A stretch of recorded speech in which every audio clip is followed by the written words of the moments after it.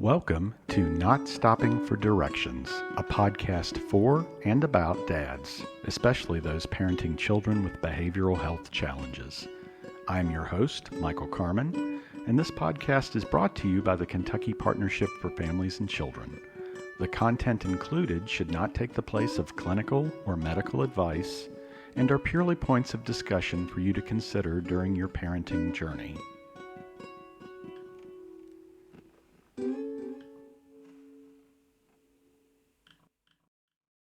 All right, welcome to Not Stopping for Directions, number 7. I am joined today by Chris Cecil. Chris is a Catholic deacon, an adoptive and birth father of 4, and husband to Carol Cecil, who is the executive director of KPFC, Kentucky Partnership for Families and Children. Did I get all that right, Chris, or did I miss the mark? You did. I think you got it. Excellent. Now, Chris, and also you're retired from a career. What did you do for a living?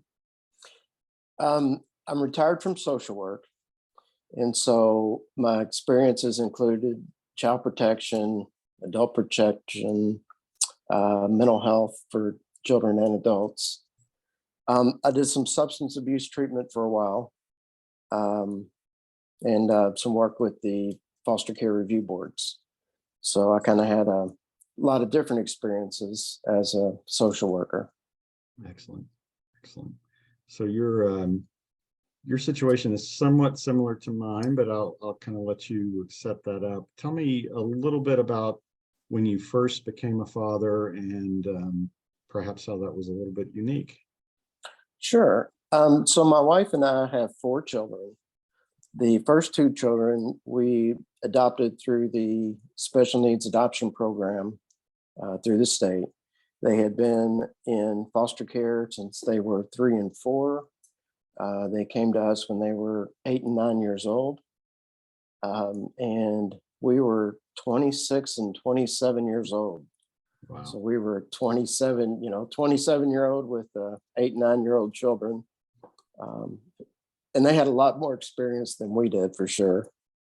And then once they were up and grown, we had 2 birth children. All of them are grown now. But so, yeah, we had chose to start our family by adopting. That's kind of what our plan was from the time that we met and talked about families and marriage. It was always beginning with adopted children. Excellent. So my situation was kind of similar, a little bit reversed, I think. My wife's the social worker, and a clinical social worker at that. And I had 2 birth children from my first marriage, and then Jennifer and I fostered and adopted twins. So also a father of 4. Tell me a little bit about those early years, kind of how it was for you as an adoptive father of children who had experienced trauma. Well, before the children moved in, we tried to prepare the people around us. And so when we involved our families, we gave them as much information as we could about what it might be like for us and the support we were going to need from them. And they were all on board. You know, her parents and my parents were, I think, as prepared as they could be to help us, to help support us. We had also met with the school system to let the school system know, hey, we've adopted these children and they're going to be coming into your district. And we went ahead and we met the guidance counselor, we met the principal, we met as many of their teachers as we could, because we knew that they were going to have behavioral health challenges. Right. And let me ask you, was it your career that gave you the foreknowledge to do all of that pre-work in terms of, preparing your family, preparing the school? How did you have the wherewithal or the knowledge or the resources to know that you kind of needed to do that prep work? We had a really good person that with the state through the special needs adoption program, that helped, helped us get ready, and gave us insight into what some of the children's needs are. My wife was a special education teacher at the time, and me being a social worker, I knew that we were that it was going to be a challenge for us. Right. And so, knowing that, we tried to prepare everybody in the community as best we could. We have a really good relationship with their foster parents, and talking to her about what the school experience was like for our children, that helped quite a bit. And we continue to have a relationship with her still. My adopted children are both 40 right now. They are actually 10 months apart, and their names are Ronnie and Billy.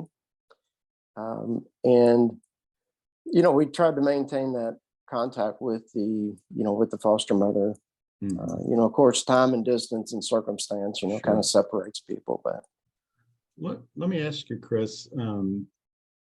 Again, you kind of had the knowledge, kind of a little bit of what to expect. You knew that you needed to prepare extended family. You knew that you needed to prepare the school. But how much did once you were in it, how much did the reality of the day-to-day life of parenting children who had experienced trauma, how much did the reality align with the expectation, or how different was it than what you thought it might be?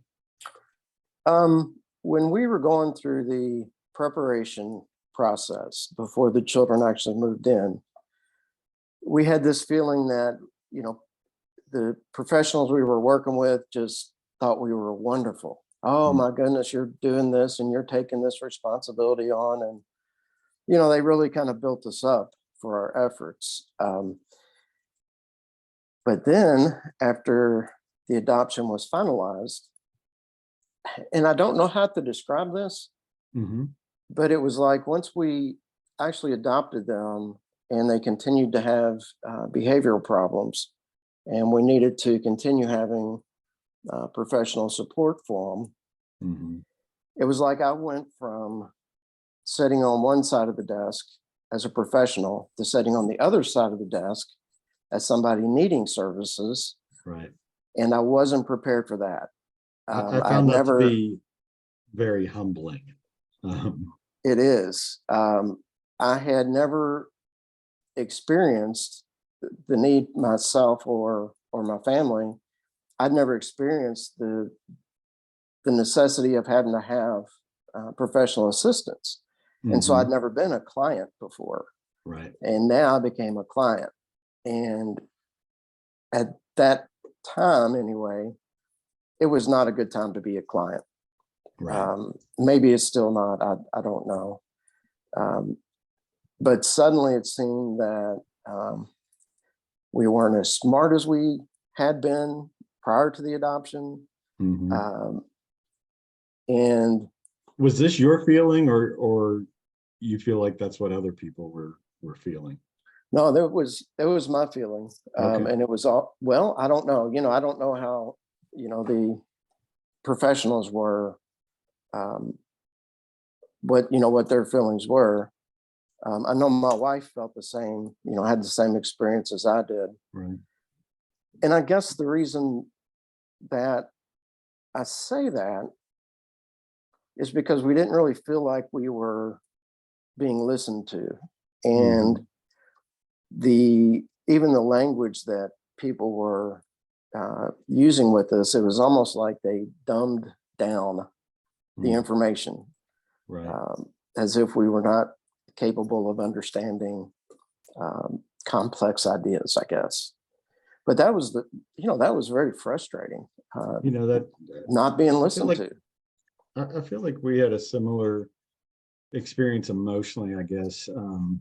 I'd worked in foster care programs and child welfare programs. My wife's a social worker, had worked in those programs. So you have some intellectual knowledge, right? You know some things, but the way I experienced it was, your home and your home life is an emotional space, Hmm. and I think intellectually knowing something and knowing the why, well, this is happening because this happened, and that kind of falls apart once it's kind of you're in it and living it in this emotional space. At least that's kind of how I Hmm. experienced it. So um, knowing that it was going to be challenging, having some knowledge about what we were up against, um, didn't feel so helpful once we were Right, kind of up and running, if you will. right, And right. it sounds like it kind of hits you that way too. And I will say that I said being on the consumer side was humbling, and you used the word frustrating, and I would agree with that. We found dealing with the schools to be very, very difficult and challenging, and they weren't quite as supportive as we would have hoped, and we did feel underserved in that environment until we kind of got other advocates involved in the situation. um, so yeah, frustrating is a good word for it too, I think. And so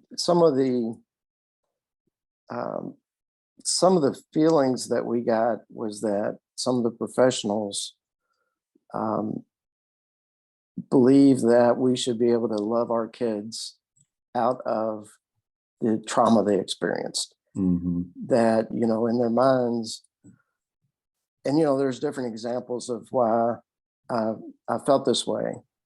Um, but in their minds, it seemed to be, well, we've got these kids in a stable environment now. Now Right. they're not in abusive homes. And so, now the kids should be okay.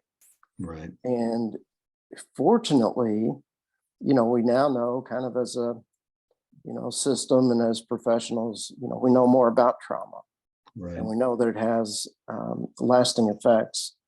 But, this was back in 19, well, I'm not gonna quote the year because I'll probably get it wrong. But it was in the early 90s, and we just didn't know professionally about trauma. We Right. certainly didn't know about secondary trauma. And of course, secondary trauma is where, you're living with kids that have experienced terrible things, and now you're impacted by Right. what they've gone through. I always say Um, trauma is contagious. yes, yes. But we just didn't know anything about that. Well, and what Um, you're describing with the, love it away, or I always refer to that as the milk and cookies people that, they felt you could just, as you so beautifully put it, just kind of uh, love it away, and that solves the problem. And, yeah, those attachment issues and that early trauma, um, really, again, the way I experienced it, kind of wired the kids to reject love, to feel threatened by that and not safe, yeah, which is counterintuitive, right? It it is. And I think that was one of our biggest differences between adopting our oldest sons from foster care, and then having birth children, is the way we're even perceived is very different. I think the way we're perceived from the children, because with my birth children, as a dad, you start out being their hero. Mhm. Um, and then, adolescent, you're kind of an inconvenience, but of course they still need you. Then as an adult, you become a confidant and friend. Right.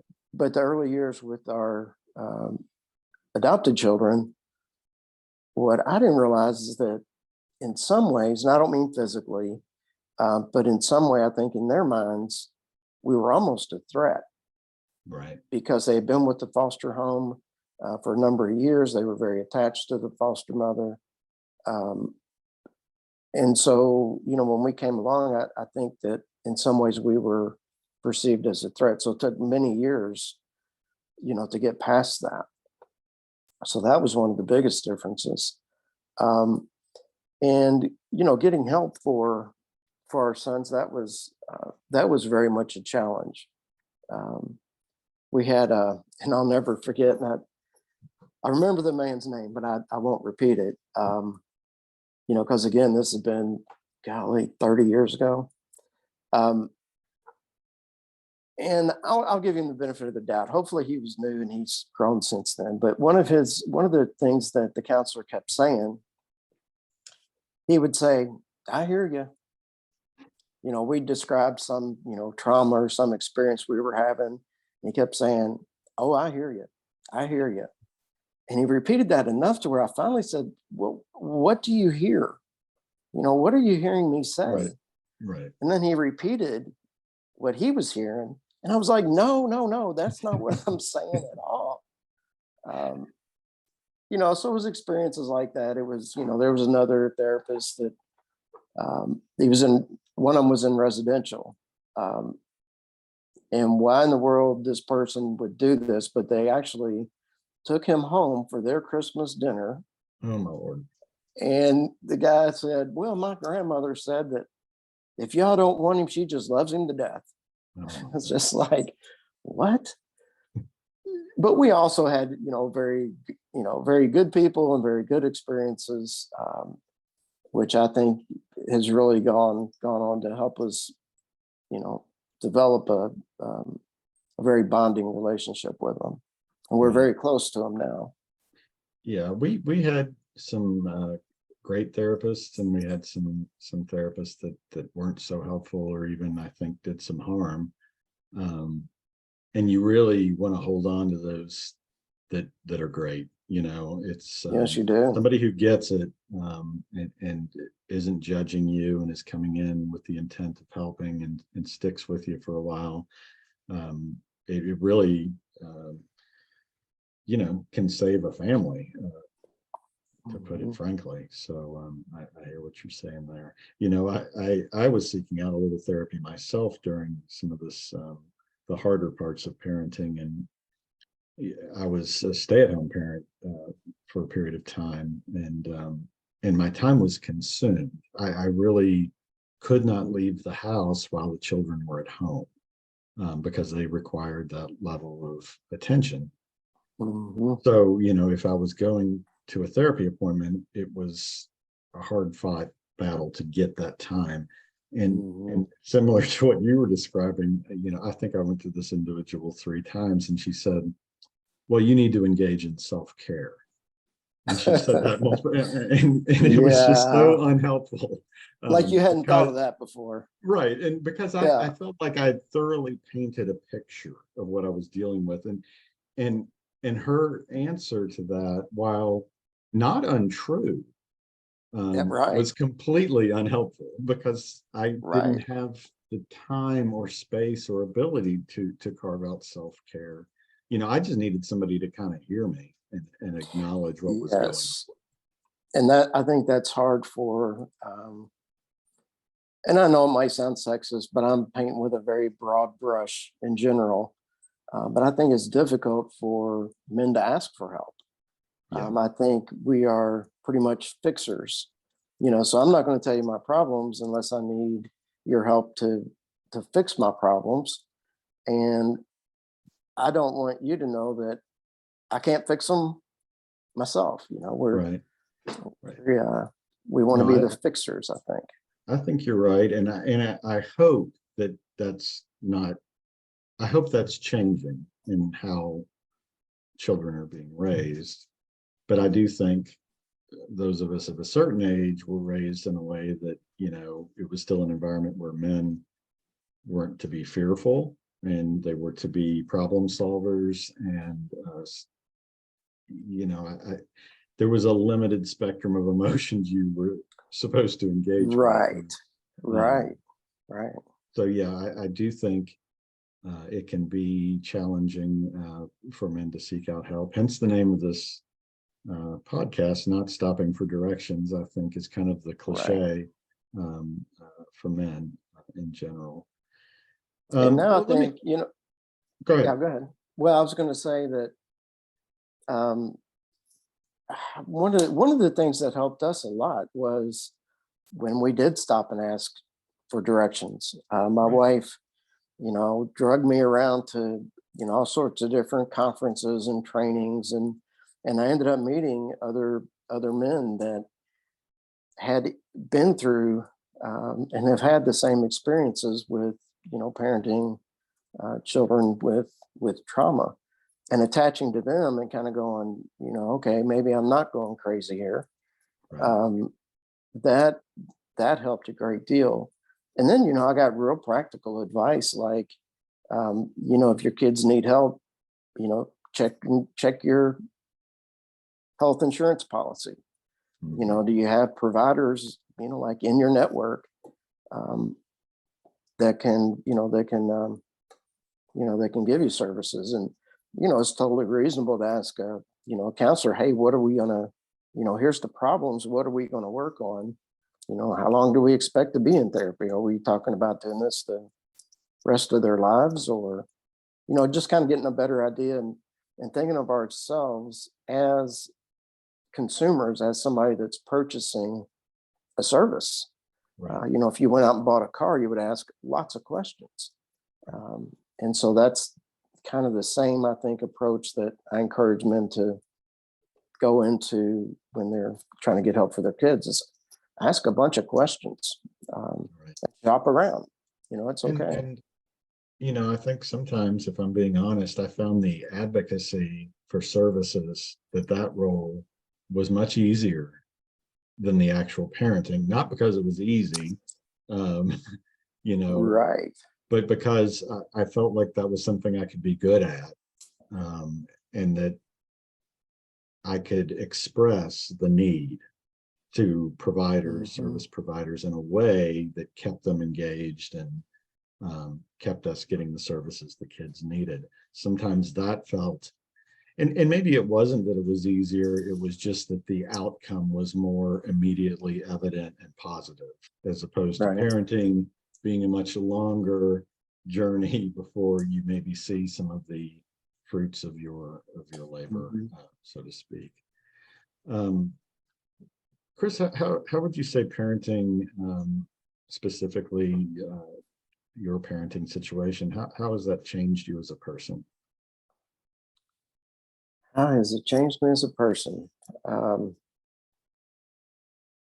And I'm thinking, you blended family to some degree, early childhood trauma, certainly not maybe the typical parenting experience. How did your unique situation kind of change you as a person? um, I think one way uh, parenting has changed me is not that I was judgmental, um, but I think just being more open to people having very different experiences than myself, Right. not being as quick to judge, like, for example, in church, that's always a good example. Um, before, if people had kids that were misbehaving in church, I'd kind of give them that Mhm. eyeball. Um, and now I'm just glad they're there, you know. Right. Um, and my feeling now is, I think people do the best they can do with the information they have, and um, we feel very fortunate, that we do have an extended family that's been so supportive.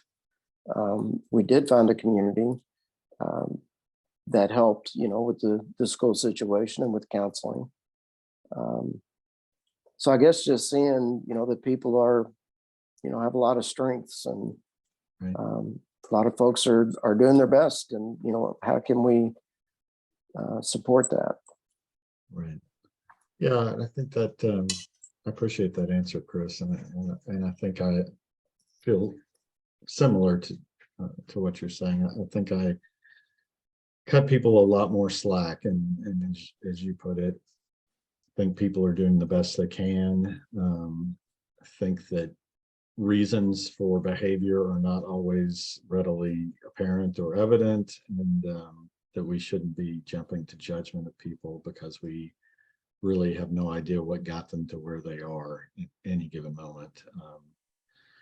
So Yeah, yeah, and I'm willing to share my story now. And so when I share my story, other men, seem to be more comfortable, kind of telling me what's going on in their life. And they'll say, I've never talked about this before. And I think that that's maybe some of the generational changes, hopefully, is that, we do become more open and talking a little bit about, what we need and what's going on with the kids. Right. Well, Chris, I've been kind of, I don't think I did it in all the podcasts, but I'm definitely getting in the habit of closing out with this question. And it is, do you think it's getting easier or more difficult to be a father? Yes. It's getting more difficult and it's getting easier. Okay. If we can use the technology to our advantage, then I think it's going to get easier. So, for example, limiting, the times and places that they can use technology. Are we still recording? Did you lose me? No, you're there. Okay. You're with us. Yep. So if we can use technology to our advantage. With video games, if our kids are playing video games, then instead of trying to pull them off the video game, maybe we can have some structured time where we can play some of those games with them, or say, hey, if you come out and play, kickball with me for, 15 minutes, then you can get on your game for 5 minutes, or, however that ratio kind of works out.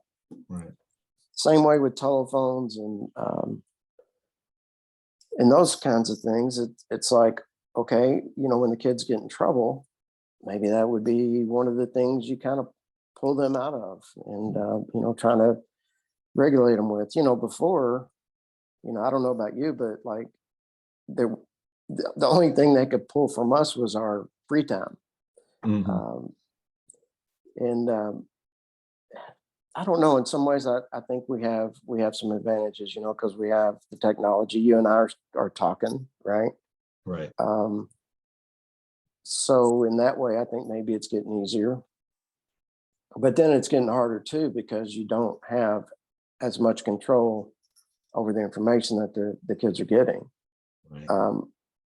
But we are in fact control of that information because we control the technology in our homes.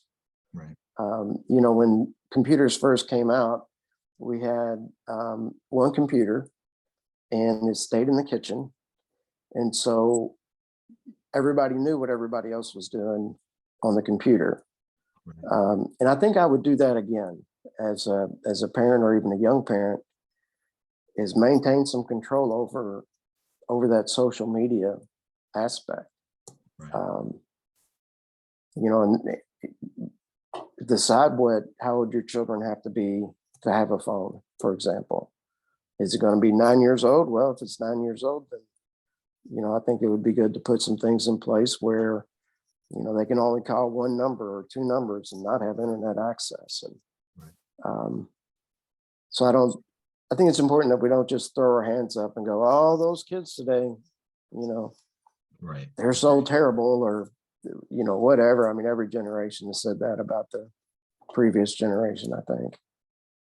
So I think what I'm hearing, Chris, is easier or harder maybe isn't the question, or perhaps the answer is it's just complicated. Some of it's easier, some of it's harder. It's is very different complicated too, isn't it? It's different, and it's It always changing. is. Yes. Because you got to figure my age. So I'm 59 years old. And so we didn't have access to any computers, even professionally, until I was like in my 20s. We were still using Rolodexes up until then. And so just thinking about how quickly the technology has changed, and it's almost like it's coming faster than we know how to manage it. Right. But yeah, I think it's just so important that we do, and there's ways to do that. All right, Chris. So it is complicated. It is complicated. That's how we're going to leave it. I really appreciate your time, Chris. I appreciate you spending the time with us on the podcast. I would ask people that view this, if they're watching or listening and enjoying or finding value, to like it, to share it.